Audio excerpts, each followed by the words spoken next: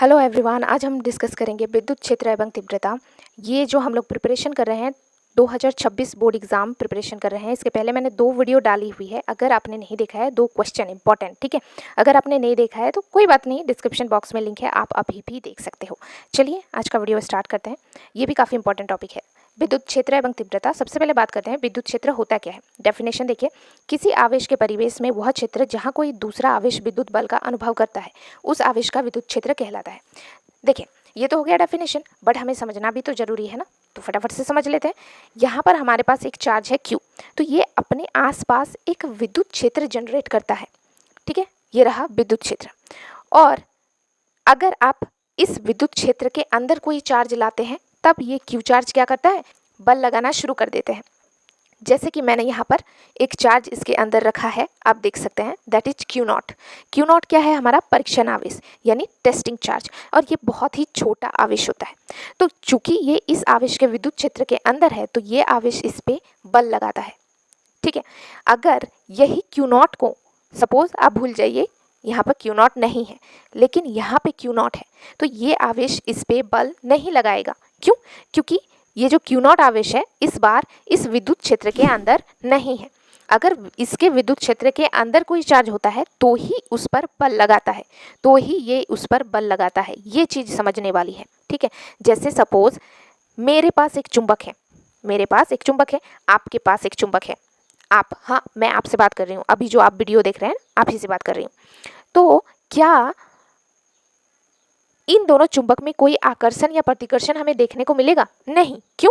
क्योंकि ये दोनों चुंबक अपने चुंबकीय क्षेत्र में उपस्थित नहीं है ना। उसी तरह से ये वाली चीज भी है, विद्युत क्षेत्र के अंदर अगर होगा तो उस पर बल लगाएगा।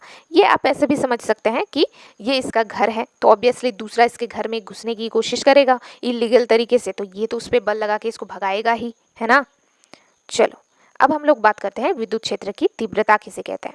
किसी आवेश विन्यास के कारण किसी बिंदु पर विद्युत क्षेत्र की तीव्रता किसी छोटे धनात्मक परीक्षण आवेश Q0 को उस बिंदु पर रखने पर उसके द्वारा अनुभव किए हुए बल को उस आवेश के परिणाम द्वारा विभाजित करने पर प्राप्त होता है। समझा ही तो रही हूँ, थोड़ा सा पेशेंट रखा करो, ठीक है। डेफिनेशन तो आपको ऐसे ही लिखनी है। अब सबसे पहले डायग्राम के थ्रू समझने की कोशिश कर लेते हैं। चलो इसी डायग्राम में समझते हैं।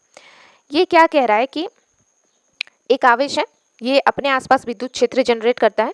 जब इस विद्युत क्षेत्र के अंदर कोई आवेश आता है तो मैंने आपसे कहा कि ये आवेश इस पे बल लगाता है। अगर हमें इस बिंदु पर विद्युत क्षेत्र की गणना करनी हो तो हम क्या करेंगे, सपोज ये बिंदु हमने P मान लिया, तो उस पे हमें एक परीक्षण आवेश Q0 रखनी पड़ती है, तभी हम कर पाएंगे, ठीक है। और ये कह रहा है कि बल को अगर उस आवेश के परिणाम से भाग दे दे तो हमारा विद्युत क्षेत्र की तीव्रता निकल जाएगी। यानी EP मतलब उस बिंदु पर, और E विद्युत क्षेत्र की तीव्रता को डिनोट करता है। जैसे बल F से डिनोट होता है ना, उसी तरह से। तो बल क्या है, F, उस आवेश से अगर विभाजित कर दे यानी बटे Q0 भाग दे दे तो ये हमारा विद्युत क्षेत्र निकल जाएगा।